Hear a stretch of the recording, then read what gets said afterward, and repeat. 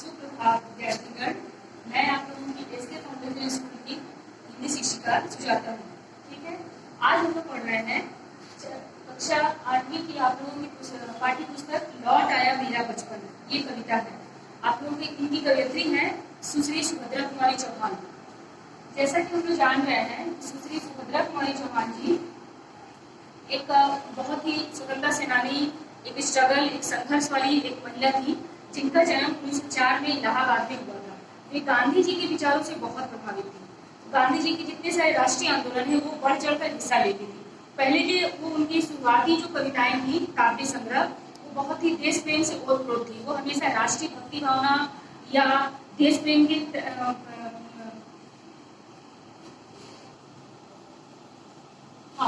देश प्रेम से ही ओतप्रोत कविताएं लिखती थी। उसके बाद से उन्होंने उनकी काव्य संग्रह मुकुल जो है वो उनके लिए बहुत सारी उनकी रचनाएं जो है बहुत ही महत्वपूर्ण रचनाएं बाल्यावस्था की। वो बहुत ही प्यारी छोटी छोटी जो कविताएं हैं उनको इंटरेस्टिंग, उनके जीवन के बारे में बहुत ही रुचिकर वो उस मुकुल संग्रह में संकलित किया गया है, जिसके लिए उन्हें प्रयाग शिक्षरिया पुरस्कार से सम्मानित किया गया था।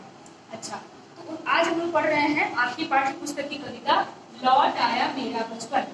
ये उनका एक बाल्यावस्था की कविता है, बहुत ही प्यारी कविता है, जिसको अभी हम जा रहे हैं आप लोगों को व्याख्या करने के लिए। पहला पद है, बार बार आती है मुझको मधुर याद बचपन तेरी, तू ले गया तू जीवन की सबसे मस्त खुशी मेरी, चिंता रहित खेलना खाना वह निर्भय स्वच्छंद, कैसे खेला जा सकता है बचपन का अतुलित आनंद। यहाँ पे कवित्री अपनी पहली पंक्ति में कह रही है कि बचपन का जो जीवन होता है सबसे अतुलित, बहुत इंपॉर्टेंट, जैसे कहेंगे एक्स्ट्राऑर्डिनरी, अतुलनीय, जिसकी कोई कीमत नहीं, बेशकीमती समय अगर कहा जाए जीवन का तो वो होता है हमारा बचपन। ठीक है, तो बचपन में क्या करते हैं हम लोग कि बचपन में हम लोग चिंता रहित, इसका अर्थ होता है कि बिल्कुल निडर, बिल्कुल स्वच्छंद, आजाद और किसी प्रकार का कोई चिंता नहीं होता है, वो हम लोगों का ये जीवन बचपन का अवस्था को कहा जाता है। और इसीलिए बचपन को ही याद करके वो ये कविता को लिख रही है कि कैसे वो मेरा बचपन था।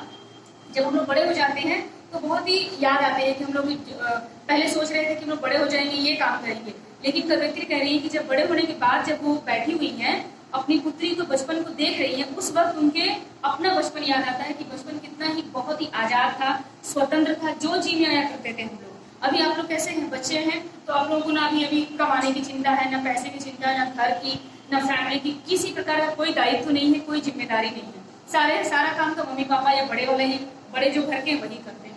इसी प्रकार कवित्री इसीलिए कहती है कि जो बचपन होता है सबसे सुखमय जीवन अगर समय कहा जाए तो बचपन का है। दूसरी पंक्ति है, ऊंच नीच का ज्ञान नहीं था, छुआछूत किसने जानी, बनी हुई थी आह झोपड़ी और चितड़ों में रानी। बचपन में क्या होता है कि ऊंच नीच भेदभाव, जैसे कि हम लोग बड़े हो जाते हैं तो हम लोग को क्या सिखाया था, उससे बात मत करो, वो व्यक्ति ऐसा है, ये है, इस जाति का है, इस धर्म का, इस संप्रदाय का, इस भाषा का बोलने वाला है, ये राज्य का रहने वाला है। लेकिन बचपन में क्या होता है कि बचपन में जो रानी की बेटी है, राजकुमारी है, उसको भी पता नहीं है कि मैं एक राजकुमारी या शहजादी हूँ। वो एक चिथड़ा यानी कि फटे पुराने एक गरीब झोपड़ी में भी रह सकती है, उसी के लिए वो राजकुमारी है।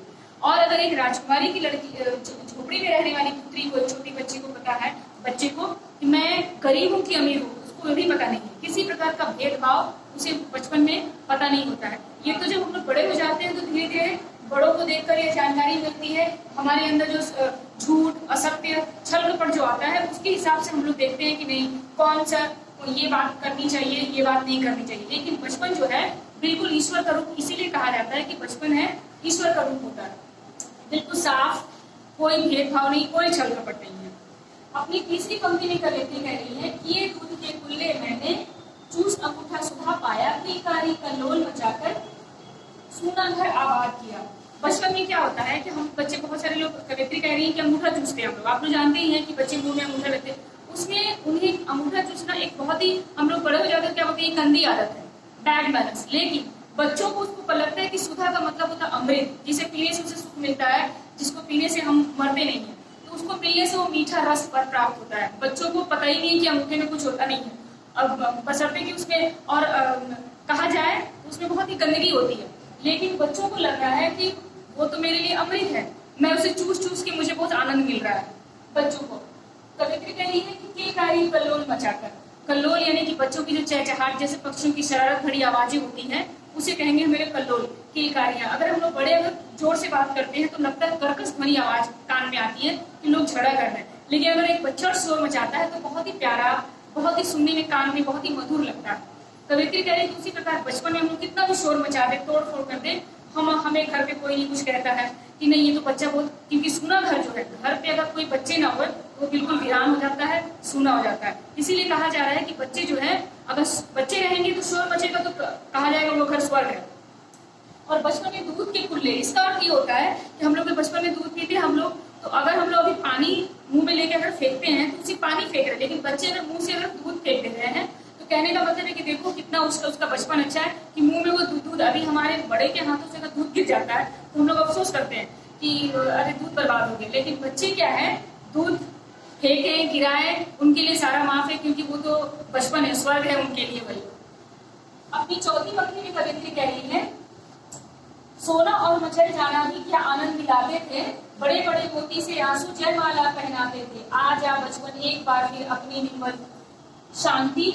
कवित्री कह रही है कि कैसा लगता है कि अभी हम लोग बड़े हो जाएंगे तो अगर काम है, काम का इतना दबाव होता है कि हम सो नहीं पाते, और ज्यादा सोते हैं तो काम में उसका हमारा नुकसान होता है। लेकिन बच्चों को क्या है, बचपन में क्या है आप लोग भी जानते ही हैं, सिर्फ सोना और खाना, इसके लिए बहुत ही आनंद आता है कि बच्चे मेरे सोए। माता पिता को भी, बड़ों को भी लगता है कि मेरा बच्चा सोएगा, रेस्ट करेगा, उसकी एनर्जी, ताकत आएगी, उसकी शक्ति आएगी। तो सिर्फ यही होता है कि बच्चों को सिर्फ सोना और खाना। और जब अगर जरा से उसकी बात अगर नींद में खलल पड़ जाती है, डिस्टर्बेंस आ जाता है, तो क्या होता है, आंसू बड़े बड़े गिरने लगते हैं। तो कवित्री कह रही है कि ये आंसू नहीं है, ये मोतियों की माला है, क्योंकि सारे घर वाले उसको सहलाने में, पुचकारने में लग जाते हैं कि अरे मेरा बच्चा तो रो रहा है।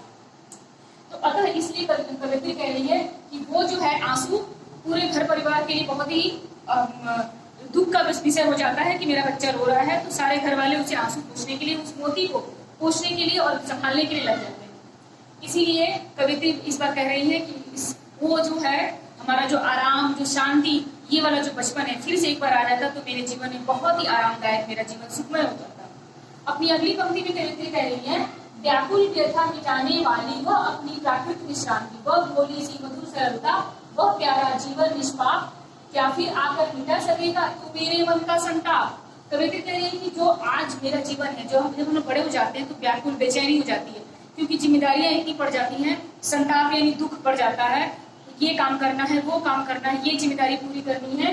लेकिन क्या वो विश्रांति माने आराम मिलेगा, वो नेचुरल जो है, अभी हम लोग आराम करेंगे, समय निकाल के बड़े लोग आराम करना चाहते हैं कि मेरे पास टाइम नहीं है, समय नहीं है कि आराम करें, लेकिन वो तो ऊपर वाले का, ईश्वर का दिया हुआ उसके पास बचपन में समान समय मिल जाता है कि वो अपने आप ही वो आराम कर रहा है।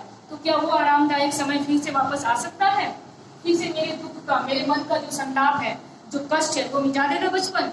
तो ये कवित्री उसको याद कर रही है कि क्या फिर से वो आएगा। अपनी अगली पंक्ति में कह रही है कवित्री, मैं बचपन को भुला रही थी, बोल उठी बिटिया मेरी, नंदन वन सी फूल उठी वह छोटी सी कुटिया मेरी। दरअसल इस कविता का मूल उद्देश्य कवित्री को लिखने का यही है कि वो जब अपनी पुत्री को बचपन को देखती है कि कैसे वो मिट्टी में खेल रही है, मिट्टी को ही अपनी माँ को खिलाने के लिए चली जाती है कि मम्मी खाओ, माँ खाओ, उसको पता ही नहीं कि मिट्टी और मिठाई और या खाने का सामान है कि नहीं। तो उसको देख के ही कवित्री का कह रही है कि काश मेरा भी बचपन फिर से वो लौट आता। किसको देखकर बोल रही है, अचानक जब ये सब याद कर रही थी उसकी पुत्री आ जाती है। और नंदनवन का अर्थ होता है स्वर्ग में खिला हुआ फूल, बगीचा, जो स्वर्ग का जो गार्डन होता है, हम लोग पार्क में, गार्डन में जाते हैं, बगीचे में, उसके कहते हैं नंदनवन, फूलों का बगीचा। तो ऐसी मेरी बिटिया आ गई है, मेरी छोटी सी कुटिया है, कुटिया यानी घर, झोपड़ी। हमारा घर जो होता है महल भी क्यों ना बन जाए, जब तक अगर एक शरारती बच्चा अगर उसमें रहता है तो वो छोटी सी कुटिया भी महलों जैसा ही लगती है। इनकी पुत्री जो है मेरी, कह रही है कि मेरी पुत्री मेरी कुटिया में, मेरी झोपड़ी में आज वो है, तो उसको देखकर मेरा मन पुलकित हो जाता है, खिल जा रहा है, उसी को देख के उनका बचपन याद आ रहा है। अगली पंक्ति में कवित्री कह रही है, पुलक रहे थे अंग त्रिगो में, कौतूहल था झलक रहा, मुंह पर थी आलाद लालिमा, विजय गर्व का झलक रहा। ऐसा लग रहा था कि मेरी पुत्री को देखकर, मेरी पुत्री के बचपन को देखकर कवित्री को लग रहा है मेरे अंग अंग पुलक रहे हैं। पुलक माने खिल जाना, जैसे फूल कली जो खिलती है, ब्लॉसम, उसको कहेंगे कि त्रिको माने आंखों में, मुझे मेरी आंखें जब मेरी पुत्री के बचपन को देखती है, उसकी चहचहाना, उसका चलना, उसकी तोतली बोली में, जबान में उनकी उसका वाक्य को सुनना तो कवयित्री का अंग अंग खिल जाता है। आह्लाद का मतलब खुशी से भर जाना, जिसे हम लोग क्या कहेंगे कॉर्डियल, तो वो खुशी भर जाती है। लालिमा विजय गर्व था झलक रहा, ऐसा लग रहा था कि मैंने कुछ जीत लिया, कुछ एक मेरी पुत्री का बचपन को देख के ऐसा लग रहा कि मैंने कुछ हासिल कर लिया, अचीव कर लिया है। नेक्स्ट अगली पंक्ति है, पाया मैंने बचपन फिर से, बचपन में बेटी बन आया, उसकी मंजूर मूर्ति देखकर मुझ में नौजीवन आया। मैं भी उसके साथ खेलती आती हूँ, तुतलाती हूँ, मिलकर उसके साथ स्वयं भी बच्ची बन जाती हूँ। जिसे खोजती थी वर्षों से अब जाकर उसको पाया, ले गया था मुझे, चला गया था मुझे छोड़कर, वह बचपन फिर से आया। कवयित्री अपनी पुत्री के बचपन को देख रही है कि अब मैं अपनी पुत्री के बचपन को देखकर ऐसा लग रहा है कि मेरा बचपन फिर से वापस आ गया है, लौट आया है। उसी की तरह मैंने फिर से अपना बचपन उसी के साथ खेलती हूँ, जैसे मैंने बचपन में उस खेल को याद कर रही थी। आज अपनी बेटी के साथ खेल रही हैं, खाती हैं, उसी के साथ दौड़ दौड़ कर खेलती हैं, आंख मिचौली खेलती हैं, उसके बाद से खेलकर उनकी स्वयं भी उसी के साथ खेलते खेलते बच्ची बन जाती है। और आज वो फिर से वो कवयित्री अपनी अंतिम पंक्ति में कह रही है कि आज मुझे बहुत ही खुशी है कि मेरा बचपन मेरी पुत्री के रूप में वापस आया। धन्यवाद विद्यार्थीगण, आशा करते हैं कि आप लोगों को ये कविता बहुत ही समझ में आया होगा। आप लोग इसको अच्छी तरह से इसको देखकर, जो आपकी पाठ्य पुस्तक में जो कविता है उसको देखकर उसको एक एक पंक्ति अच्छी तरह से पढ़िएगा, अध्ययन कीजिएगा और इसको लर्न कीजिए, याद कीजिएगा। धन्यवाद विद्यार्थी।